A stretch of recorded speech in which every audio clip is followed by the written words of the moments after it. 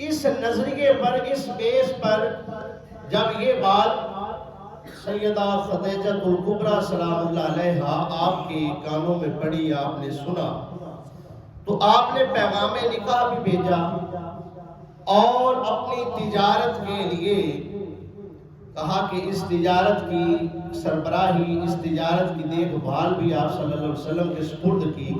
تو اس کی وجہ کیا تھی؟ سچا ہونا۔ تو اب یہاں پر ہم بالکل اس کے برعکس چلتے ہیں۔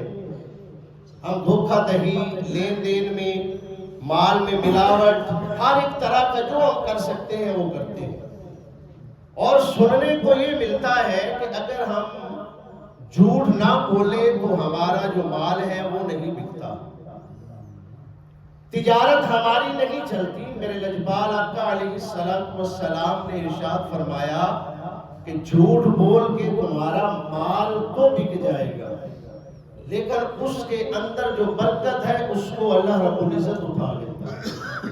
یعنی کہ جو مال ہے وہ بک بھی جائے تو اس میں جو برکت ہے اس کو اٹھا لیا جاتا ہے۔ وہ برکت جو ہے وہ رکھی ہی نہیں جاتی کہ جس کے ساتھ ہم سکون حاصل کر سکے، جس کے ساتھ ہمارے جو معاملات ہیں وہ اچھی طریقے کے ساتھ چل سکے۔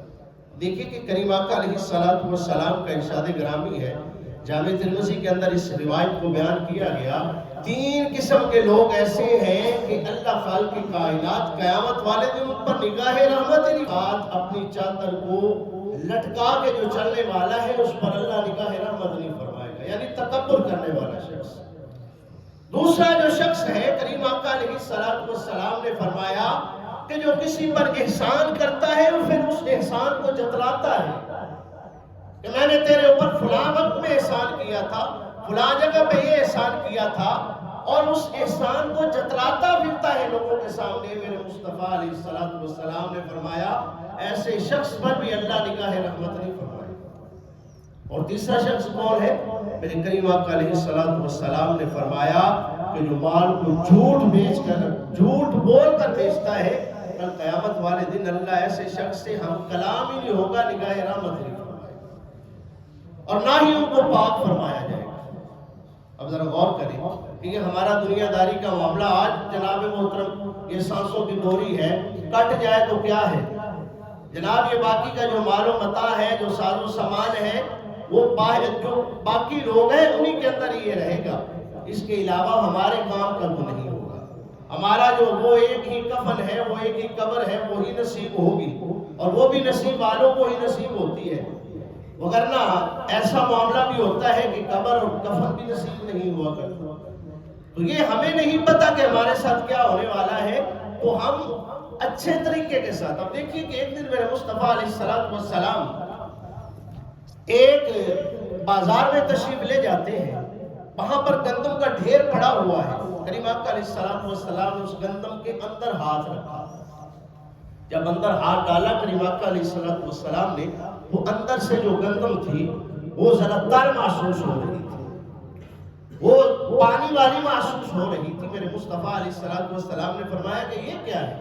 عرض کرنے لگا یا رسول اللہ علیہ وسلم، یہ بارش ہوئی تھی، تھوڑا سا پانی پڑ گیا۔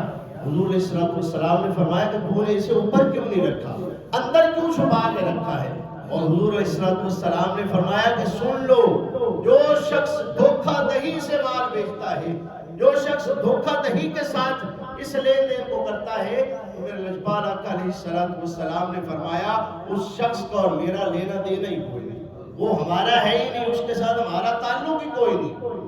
میرے دوستو بھائیو، یہ دنیاوی سسٹم، دنیاوی معاملات کو چلانے کے لیے ہم اللہ اور اس کے رسول سے اس سلسلے کو قطع تعلقی کے ساتھ جو ہے وہ لے کر چلے تو ہمارا کیا بنے گا؟ یقین جانیے کہ جھوٹ اور ناپ تول میں کمی۔ اب دیکھیے حضرت شعیب علیہ السلام کی جو قوم تھی وہ کس وجہ سے تباہ و برباد ہوئی؟ پوری کی پوری قوم، اس کو ملیا میٹ کر دیا گیا، وہ بھی کاروباری لوگ تھے، ان کی پوری بستی کو الٹا دیا گیا، تباہ و برباد کر دیا گیا۔ کیوں؟ کیونکہ وہ ناپ تول میں کمی کیا کرتے تھے۔ اب دیکھیے کہ حضرت عمر فاروق رضی اللہ تعالیٰ عنہ آپ اس چیز کا سختی سے پہرا دیا کرتے ہیں۔ اب ایک ماں اور بیٹی کا واقعہ جو ہمارے سامنے پیش کیا جاتا ہے، اور وہ بڑا مشہور واقعہ ہے کہ ماں کہہ رہی ہے بیٹا دودھ کے اندر ملاوٹ کر، دودھ کے اندر پانی ڈال دی. اب وہ کہتی ہے کہ نہیں ماں مجھے اللہ سے ڈر لگتا ہے، میں ایسا نہیں کروں گی. اب وہ ماں کہنے لگی کہ بیٹا عمر کون سا دیکھ رہا ہے، عمر کون سا ہمارے پاس موجود ہے، جناب عمر فاروق پاس کھڑے سن رہے ہیں امکان، کون سے ہمارے پاس کھڑے ہوئے ہیں جو ڈر رہی ہے. کہا ماں عمر سے ڈرو یا نہ ڈرو، کم سے کم یہ بات تو ذہن میں رکھ کہ اللہ تو ہمیں دیکھ رہا ہے نا، اللہ تو ہمیں دیکھ رہا ہے، اسی لیے ہم ایسا کام نہیں کر سکتے. اور یہی وہ بچی تھی کہ جس کو حضرت عمر فاروق رضی اللہ تعالی عنہ نے اپنی گھر کی بہو بنایا، اور اسی سے حضرت عمر بن عبدالعزیز جیسا حکمران پیدا ہوا. لیکن آج معذرت کے ساتھ ہمارا 5 کلو دودھ ہے تو پھر 5 کلو دودھ، یعنی کہ 5 تے 5 10 ہو جاتا ہے. بھاوے 10 کلو ہوئے تو بھاوے نہ ہوئے لیکن 10 کلو ہو جاتا ہے. یہی کہ ہمارے بزرگ ہیں، نام نہیں لوں گا، ان سے میں نے کہا کہ یار تھوڑا سا جو ہے نا اس میں کمی کیا کر. حافظ صاحب پتہ نہیں کی گل ہے، میں نے سوچ نہیں لگتی کہ پانی کس ٹائم پہ گیا، پتہ ہی نہیں لگتا پانی پہ کس ٹائم گیا. ہو سکتا ہے کہ نلکے ہی نہ ہوئے کہ جڑا پانی آپ ہی سڑ دیتا ہوئے، تیرا تو دل نہ ہوئے لیکن آپ ہی پا دیتا ہو. میرے دوستو بھائی، یہ چھوٹی چھوٹی باتیں ہیں جن کو نظر انداز کر کے ہم اپنی آخرت کو برباد کر سکتے ہیں، جن پر عمل پیرا ہو کے ہم اپنی آخرت کو اچھا بنا سکتے ہیں. یعنی کہ یہ اگر ہم 2 نمبری سے کریں گے تو وہ مال ہمارا حرام ہو جائے گا، وہ ہمارا دھوکہ دہی والا مال حرام ہو جائے گا. اور اللہ اور اس کے رسول نے ہمیں پاک طیب رزق کھانے کا اور اپنی اولاد کو کھلانے کا حکم دیا ہے.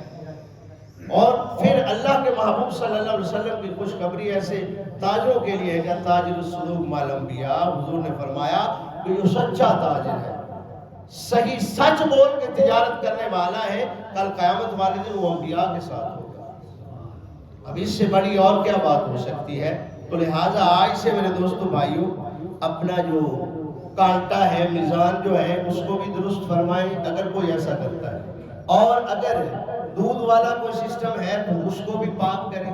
جتنا بھی ہمارا تجارت کا سسٹم ہے ہم اپنے طور پہ یہ کرتے ہیں نا کہ بڑے بڑے لوگ، بڑے بڑے تاجر ایسے کر رہے ہیں. وہ بھائی ایک ریڑھی والا ہے جس کا جہاں پہ دال لگ رہا ہے وہ بھی کر رہا ہے. 1 کلو سیب لے کے وہ بھی کوشش کرے گا کہ جناب 2-4 دانے جو بھی اس میں ڈالنے ہیں اس میں سے 1-2 جو داغی ہے خراب ہے وہی ڈال دیں.